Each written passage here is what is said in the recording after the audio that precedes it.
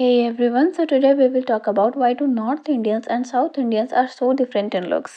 उनके facial structures, hair, in fact skin tone भी इतने different क्यों होते हैं? So इन differences को लेकर 4 theories हैं. The very first theory is Aryan invasion theory. तो 50,000 साल पहले अफ्रीका से साउथ एशिया आने वाले पहले होमोसेपियंस को AASI यानी एंशियंट एंसेस्ट्रल साउथ इंडियंस कहा जाता था. एंड ऑब्वियसली अफ्रीका से साउथ एशिया आने के बाद AASI पूरे इंडिया में स्प्रेड हो गए थे. अब नेक्स्ट AASI के बाद आए ASI also known as Dravidians. So basically ये ASI ना AASI यानी ancient ancestral South Indians and western Asia के फार्मर्स के मिक्स हैं. सो हुआ क्या था ना कि ईरान से कुछ फार्मर्स अप्रॉक्स 12,000 साल पहले इंडिया की तरफ माइग्रेट हुए थे एंड AASI के साथ मिक्स होके ASI बने यानी ancient South Indians. And Indus valley civilisation की भी शुरुआत ASI ने ही करा था. अब यहाँ तक तो हमारी हिस्ट्री बिल्कुल स्ट्रेट है, बट अब इसके बाद आती है 2 थ्योरीज जिसे कहा गया है Aryan invasion theory and anti Aryan invasion theories. So सबसे पहले बात करते हैं आर्यन इन्वेशन थ्योरी की. तो इसमें कहा गया है कि आज से करीब 3,500 साल पहले कजाकिस्तान, उज़्बेकिस्तान एंड तुर्कमेनिस्तान से कुछ लोग नॉर्थ इंडिया आए थे और ये लोग इंडिया में रहने वाले लोगों से काफ़ी लंबे और गोरे हुआ करते थे और ये खुद को आर्यंस कहते थे. और ये भी कहा जाता है कि आर्यंस ही इंडिया में हिंदुइज्म एंड वैदिक कल्चर को लेकर आए थे जिसे उन्होंने यहाँ के लोगों पे इम्पोज किया था.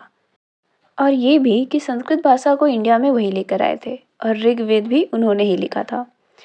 एंड थर्ड कि कास्ट सिस्टम भी आर्यंस ने ही बनाया एंड खुद को टॉप लिस्ट में रखा और इंडिया के ओरिजिनल इनहेबिटेंट्स को बॉटम में प्लेस कर दिया. So it was the claim made by Aryan invasion. North Pakistan के स्वेट वैली में एक स्टडी के दौरान रिसर्चर्स ने 1200 BC के स्केलेटन्स का और उसके आसपास रहने वाले लोगों का DNA सैंपल लिया. अब उन सैंपल्स में हैप्लो ग्रुप R1A के ट्रेसेस पाए गए जो बेसिकली आर्यंस के जीन ग्रुप हैं और ये ग्रुप के traces Punjab, Madhya Pradesh, UP and Bihar के कई लोगों में आज भी मिलते हैं. सो इट्स पॉसिबल समहाउ कि आर्यंस आए हो एंड उनके वजह से ही north Indian and south Indians में काफ़ी डिफरेंसेस हैं. बट इसकी दूसरी तरफ है एंटी आर्यन इन्वेशन थ्योरी जो ये प्रूव करता है कि Aryan invasion theory false theory है जिसे वो प्रूव करते हैं ऋग्वेदा से. DU के संस्कृत डिपार्टमेंट की तरफ से 2015 में एक रिसर्च की गई एंड उनके अकॉर्डिंग ऋग्वेदा एक्चुअली 6000 BC में लिखा गया जो आर्यंस के आने के करीब 4500 साल पहले.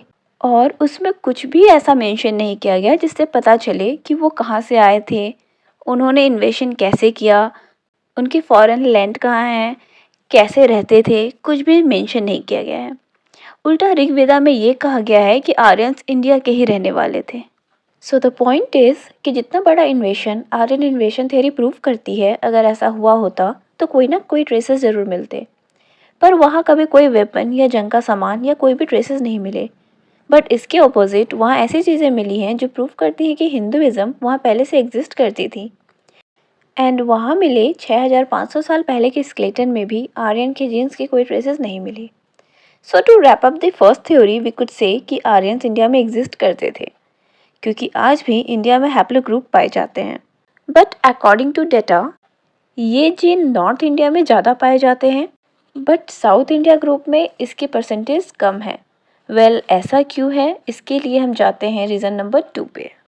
तो इन डिफरेंसेस का सेकेंड रीज़न फॉरेन इन्वेशन हो सकता है और इसमें भी 2 टाइप के इन्वेशन आते हैं. फर्स्ट इन्वेशन जो हम पे हुए एंड सेकेंड इन्वेशन जो हमने दूसरे कंट्रीज़ पे करे. जैसे पहले Greeks, Mongols, Arabs and Afghans का इंडिया पे इन्वेशन हुआ पर ये सब भी बस नॉर्थ तक ही कैप्चर कर पाए थे. सो इट्स ऑब्वियस कि जो लोग बाहर से आए जिन्होंने काफ़ी टाइम तक इंडिया को कैप्चर कर रखा, सो उनमें और इंडिया में ऑलरेडी एग्जिस्टिंग लोगों में इंटीमेसी हुई एंड जीन्स मिक्स होने की वजह से थोड़े डिफरेंसेस आ गए. एंड क्योंकि ये लोग साउथ तक नहीं पहुंच पाए सो साउथ का जीन इन्फ्लुएंस नहीं हुआ और नॉर्थ एंड साउथ के लोगों में डिफरेंसेस दिखते हैं. दूसरा इन्वेशन साउथ इंडियन किंग्स ने साउथ एशिया के छोटे देशों एंड आइलैंड्स पे करा था जिससे अपना जीन एंड कल्चर भी वहाँ पे स्प्रेड कर दिया. एंड आप आज भी साउथ एशियन कंट्रीज़ में साउथ इंडियन इन्फ्लुएंस काफ़ी देखोगे. वहाँ के मंदिरों में, लैंग्वेज में एंड कल्चर में भी काफ़ी सिमिलैरिटीज़ हैं. नाउ द लास्ट फैक्टर जो लोगों को लगता है which could also influence our differences in geographical factor. तो वी नो राइट कि इंडिया इक्वेटर से जस्ट 933 किलोमीटर पे है। सो वी थिंक कि जस्ट बिकॉज साउथ इक्वेटर के काफ़ी करीब है तो वहाँ के लोग थोड़ी डार्क होते हैं, एंड नॉर्थ में साउथ के कंपैरिजन में धूप कम आती है तो स्किन लाइट होती है। But let me correct you कि ऐसा कुछ भी नहीं है, बिकॉज नॉर्थ एंड साउथ के लोगों का एवरेज मेलेनिन इंडेक्स को कंपेयर करोगे ना तो बस 9% का डिफरेंस है। सो जियोग्राफिकल इतना डिफरेंस पॉसिबल नहीं है। वेल हम देखते आए हैं कि साउथ में भी कई लोग हैं जो लाइट स्किन के होते हैं एंड नॉर्थ में भी कई लोग हैं जो डार्क स्किन टोन के होते हैं।